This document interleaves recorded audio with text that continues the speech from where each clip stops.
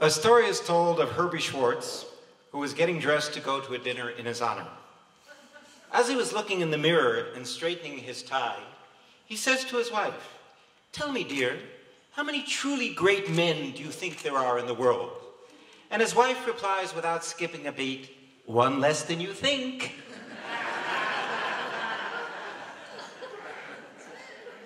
I want to begin with Hakarat HaTov, by offering words of thanks. First of all, to Saul Sanders, sitting over there, who decided to hold this dinner in my honor. Secondly, to Professor Bar, Rabbi Diana Vila, Professor Sperber, especially, who left his own conference to come here, and Professor Tzvi Zohar, for their beautiful words of tribute. To all the workers at Schechter who planned this dinner, and I apologize if I forgot anyone, Eitan Cooper, Linda Price, Brit Tayar, Edka Leibowitz, Holly Avitan, Dr. Simcha Goldsmith, Dana Ma'alumi, Moriah Karsagi, Professor Bar, and Rabbi Vila. And I also want to say thank you to each and every person in this room. Of course, if I went around the room and said my connection to each person in the room, we would be here until next Tuesday. But I do really appreciate all that you have done for me personally or professionally over the course of many years. But in particular, I want to mention a few people. First of all, to my cousins, the Premingers and Bassans, who are sitting over here at the table, who welcomed me with open arms when I made Aliyah in 1972. To my wife, Dory, who always keeps me grounded in everyday matters and forces me to take a vacation. Thank you, Simcha. To our talented children, Chaya, Morty, Yair, Gadiel, Sivan, Shamgar, and Ningal, and their spouses, who have blessed us with 13 beautiful grandchildren, and to all of you who have worked so hard to make the 4 Schechter Amutot as successful as they are. I would like to thank 4 additional people by name, and 2 of them are not here this evening. I want to thank Colette Avital, who just completed 19 years of service on the VAD and board of Schechter, including the last 5 as chair of the VAD. I want to thank, and unfortunately she couldn't be here this evening, I want to thank Liat Citron, Efo Liat, Colette Po? No, Liat Po. I want to thank Liat, who is here, who just left Schechter after 21 years of very intensive service. Toda rabba, Liat.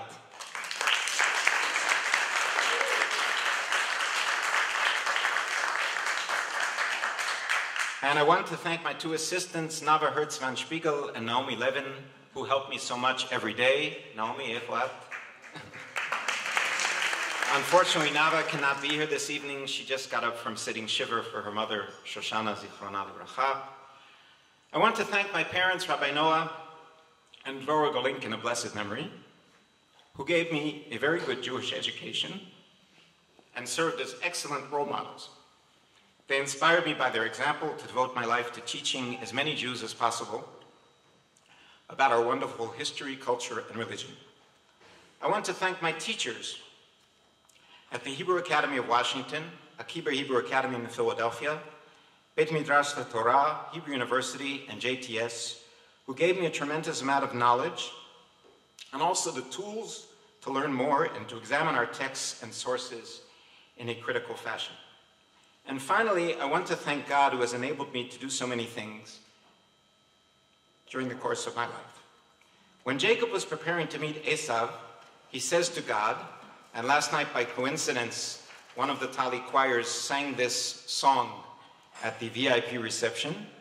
Katonti mikol hachasadim umikol haemet asher asita et avdecha ki v'makli avarti et hayarden hazeh v'ata hayiti l'shnei machanot.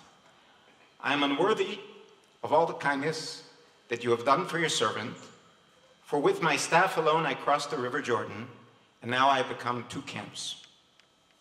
When I made Aliyah at age 17 in 1972, I did not even own a staff. I had some clothes and some books, of course, and some cassette tapes, for those of you who remember what they are. Now, Dory and I have been blessed with 7 children and their spouses, and 13 grandchildren, with 1 more on the way. And I have been blessed with a wonderful institution called Schechter, which enables me to teach Torah and publish Torah and help others teach Torah throughout Israel, Ukraine, and South America. And for all this, I say to God, Katonti mikol hachasadim umikol haemet asher asita et avdecha. I am unworthy of all the kindness that you have done for your servant.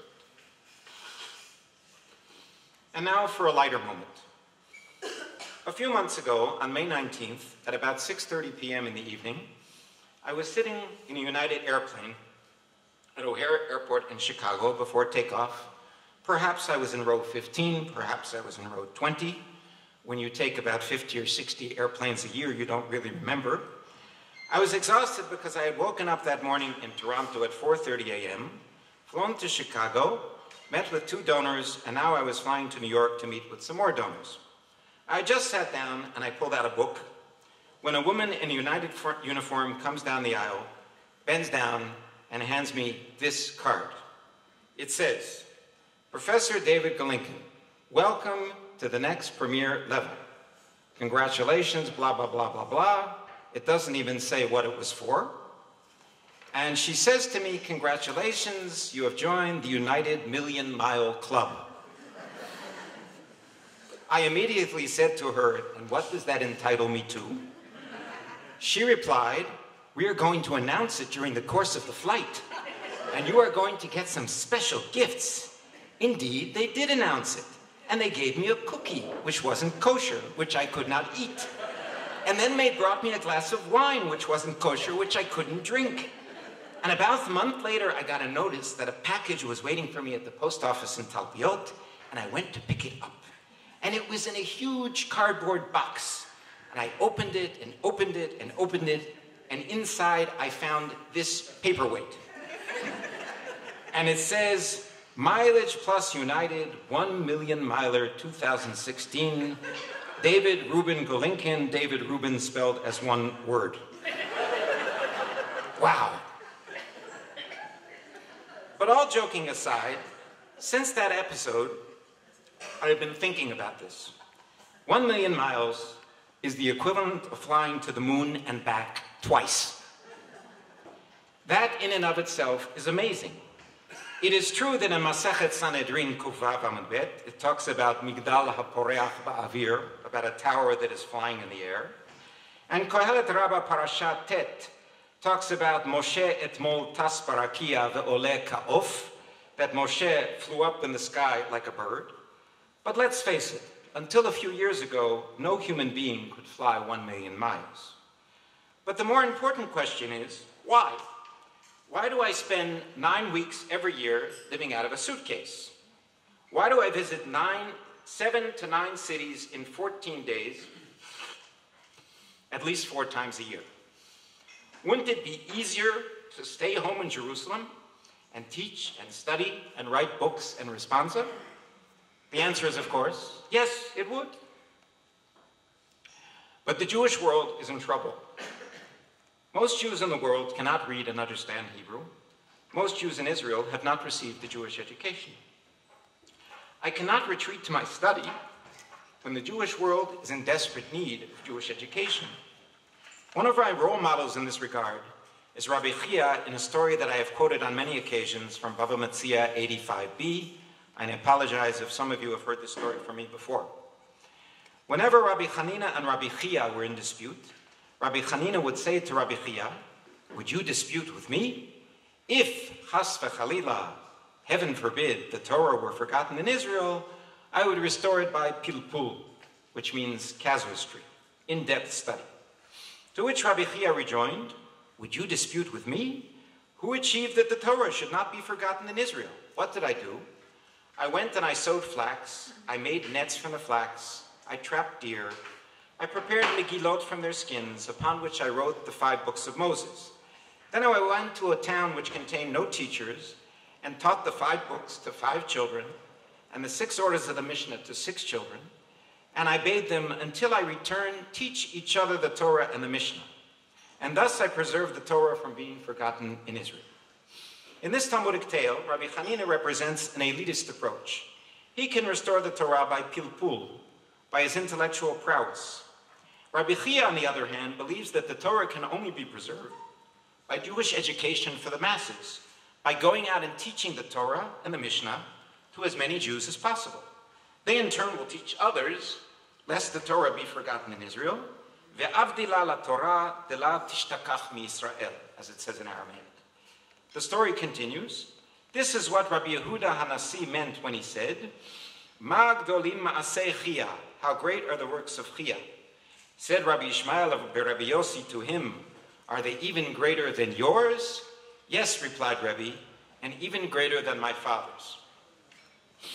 If we want to save the Jewish world, we cannot sit in an ivory tower and teach a few other scholars.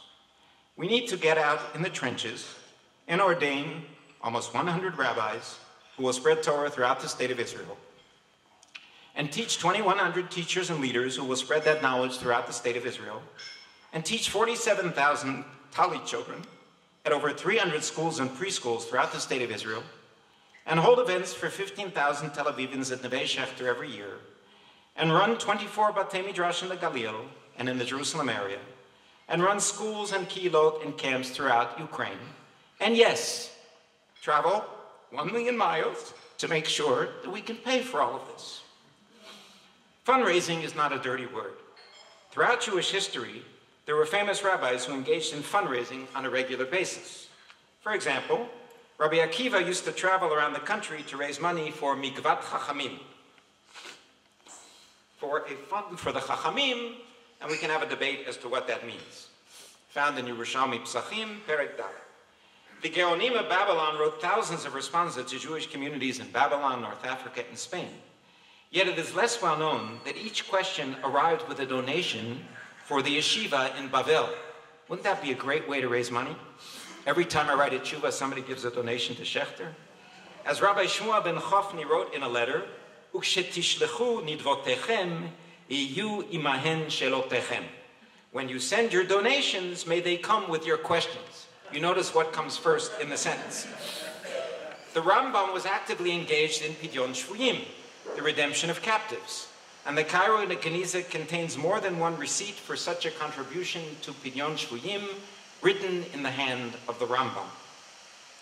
Rabbi Yitzchak Abarbanel, a famous statesman, philosopher, Bible commentator, and treasurer of King Alfonso V of Portugal, wrote a letter from Lisbon to Rabbi Yechiel of Pisa in 1472, and you can find it in one of the Tali textbooks, in which he describes how he and 11 other Jewish leaders collected 10,000 gold doubloons and ransomed 220 captives, Jewish captives from captivity. He writes that he still needs to provide them with food and clothing and ransom 30 more captives. So, the statesman, philosopher, Bible commentator, and treasurer of King Alfonso V of Portugal is spending his time raising money for Pidyon Shvuyim.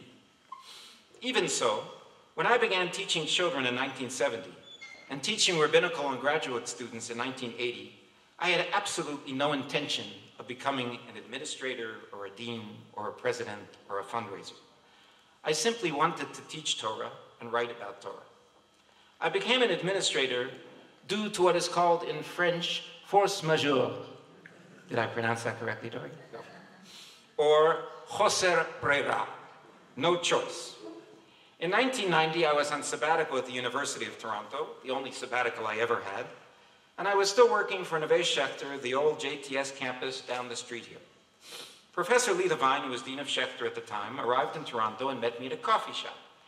He told me that JTS was closing down its branch in Israel, and that the Beit Midrash, which is now called Machon Shechter, was moving into the Neve Shechter campus, and he offered me the position of assistant dean. I said to him in the words of Moshe Rabbeinu, Shlach na biyad tishlach, which can be paraphrased as, please choose someone else. I proceeded to give him a list of people who had administrative experience and were eminently more qualified than me. He insisted that I was best for the job, and the only reason that I agreed in the end was because I no longer had a job. But my challenge since September 1st, 1990 was, how can one be a full-time administrator and for the past 15 years a full-time fundraiser and still find time to teach and write and publish? Or to use the Talmudic phrase, Likboa itim la Torah, to set aside fixed times to study Torah. Or perhaps better, as the Vilna Gaon and others translate the phrase, Likboa itim la Torah means ligzol itim la Torah, to steal time to study Torah. The first answer is technical. I inherited from my parents of blessed memory the ability to get by with very little sleep. This aspect of leadership is brought home in a beautiful story about the Rabbi Yehuda Nasi, found in Kohelet Rabbah Parasha Hey. I couldn't make up this story. He was busy working for the community. His servant poured him a cup of wine. Since Rebbe was busy, Rebbe didn't have time to drink the cup of wine, and his servant fell asleep while holding the cup of wine. Rebbe looks at his servant and says, HaMelech Shlomo got it right when he said in Kohelet, Mituka shnata oved, a worker's sleep is sweet, but the rich man's abundance doesn't let him sleep. Like me, this is Rebbe talking, not me, like me, for I am busy with the needs of the community, they don't even let me sleep. End of quote. The second answer is more difficult. How can you concentrate on studying and teaching and writing when you have to worry 24 hours a day about courses and recruitment and administration and budgets and fundraising? The answer is that you need the ability to compartmentalize. In Hebrew, it's easier to say, limader. To close off your mind to outside distractions and concentrate totally on studying and teaching and writing. Excuse me. Luckily, I have this ability. For example, I prepared the index to my book, The Responsa of Professor Louis Ginsberg, while sitting in the TWA terminal at JFK Airport. I read the galley proofs of one of my books while on a very long flight from New York to Denver, and I wrote my responsum about reciting the Imahot in the Amida in February 2007 at a Holiday Inn in Auburn Hills, Michigan. Why was it at a Holiday Inn in Auburn Hills, Michigan? Because I was waiting to meet with Bill Davidson of blessed memory. Indeed, I frequently felt like the Chida Rabbi Chaim Yosef David Azulai, who died in 1806, who was born in Jerusalem and spent many years in the late 1700s raising money in Europe for the Jewish community of Hebron. He would travel from place to place, schlepping a chest of books. There were no CDs then or Bar Ilan computer projects. He would travel from place to place, schlepping a chest of books as described in his travel diary, Ma'agal Tov. And despite his travels, he managed to write 122 books. Years ago, I found a beautiful description by a brilliant rabbi and scholar who described this process of compartmentalization. His name was Rabbi Aryeh Leib Yelin. Have any of you heard of him? Probably not. He was the rabbi in Av Beit Din of a small town called Bielsk in Lithuania, and he is the author of Yefei Einayim, which is a brilliant commentary on most of the Babylonian Talmud, in which he quotes all of the parallel sources in the Talmud Yerushalmi and Midrashim. And I mean all of the parallel sources. This is what he wrote in his introduction to Yefei Einayim to Masechet Shabbat. And I wish I had time to read it to you in Hebrew as well. And all those who enter our town see me writing Chidushim, Talmudic commentaries, and round about me many troubles of various sorts. They saw and were astonished that I listen and reply correctly while writing Chidushei Torah. And thank God, there is room in the brain for two matters of different types. And it's as if there's a little attic in the brain to house words of Torah where worry cannot tread. In Hebrew, uki'ilu na'asa aliyat kir ktana b'moach lemashken divrei Torah asher sham lo tavo regel hatirda. In rhyme. Rabbi Yelin is telling us that he used to write his Chidushei Torah while sitting in a Beit Din and adjudicating disputes between litigants. We know that this is true because we have other informants who corroborate this story. Can you imagine sitting listening to Reuven arguing against Shimon, and while listening to those people arguing with each other, you're writing Chidushim on the Talmud Yerushalmi? I am not on that level. I cannot write a tshuva while running a meeting. But I love Rabbi Yelin's imagery. when I write a tshuva or an article or edit a book, there is a little attic in my brain to house words of Torah where worry cannot tread. In addition to running Schechter and fundraising, I've been blessed with the opportunity to teach thousands of Jews every year. In addition to the 3 or 4 courses that I teach at Schechter to rabbinical and graduate students, I have had the joy of teaching Torah to Jews all over the world. For example, during the last 13 months, I taught last summer in 13 different sessions in Brazil and Argentina. This past year, I gave lectures in many places in Israel. I spoke or taught at 5 synagogues in the United States. And 1 month ago, I had the joy of teaching 7 times at Camp Ramah, Ukraine. Finally, I want to say a few words about the articles and books I have written or published since 1980. Professor Solomon Schechter stated in his inaugural address as president of JTS in 1902, "The office of a rabbi is to teach Judaism. He should accordingly receive such a training as to enable him to say," and my Latin is not very good, "Judaiki nihil ame alienum puto." I regard nothing Jewish as foreign to me. He should know everything Jewish, says Schechter, Bible, Talmud, Midrash, liturgy, Jewish ethics and Jewish philosophy, Jewish history and Jewish mysticism, and even Jewish folklore. None of these subjects with its various ramifications should be entirely strange to him. So wrote Schechter in 1902.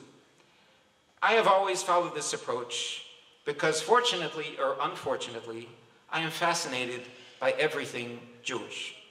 First and foremost, as we heard from our 2 distinguished speakers, I have written a lot of responsa, and I'm not going to talk about that because they talked about it at length, though I have some reactions, but I'll give them later.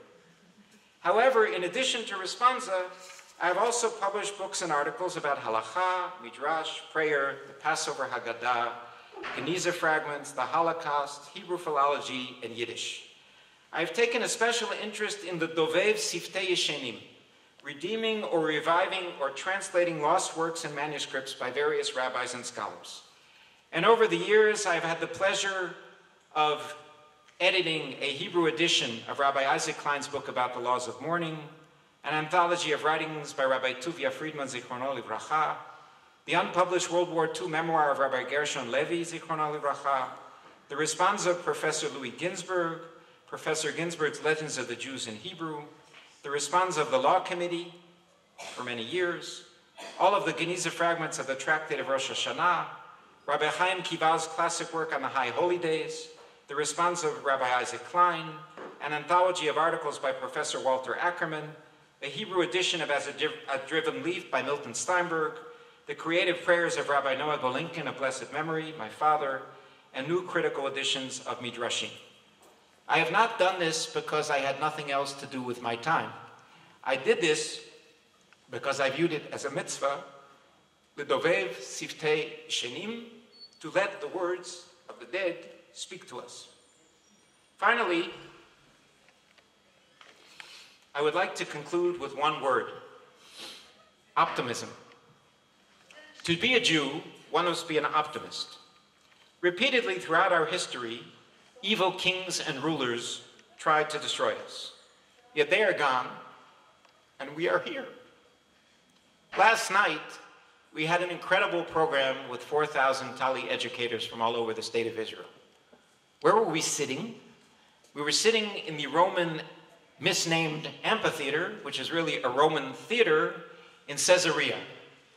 Where is the great Roman Empire that built that theater? They are in the dust of history. And we are sitting and celebrating Jewish education in that theater. To be a Zionist, one must be an optimist. On June 2nd, 1895, Herzl went to see Baron Maurice de Hirsch, one of the richest men of his time and the founder of the Jewish Colonization Association, which had already colonized 3,000 Jews in Argentina. Baron de Hirsch cut Herzl off in the middle of the conversation. Herzl then wrote in his diary a 65-page pamphlet entitled Address to the Rothschilds. He decided to read it to his friend Schiff, and there's a machloket about what Schiff's first name was. Poor guy. He read the 65-page pamphlet to his friend Schiff. When Herzl finished, he asked Schiff for his reaction. Schiff replied, that he considered Herzl's plan the product of an overstrained mind, and he urgently advised Herzl to take a rest and seek medical treatment. That is a quote from Herzl's diary.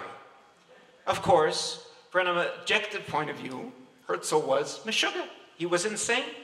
He had no money, no army, no supporters, and yet here we are in Jerusalem in the 68th year of the State of Israel. When I began to work full-time at Schechter in 1990, we had about 25, 30 students. Tali had 10 schools with about 3,000 children, and we had never published anything.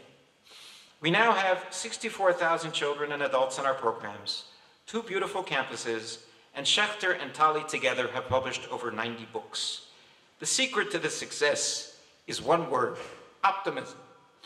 If you are doing something good and positive, which helps the Jewish people, and if you work very hard, you will find supporters and funding, and you will succeed. I wish a lot of optimism and continued success to the heads of our amutot and their wonderful staffs at Schechter.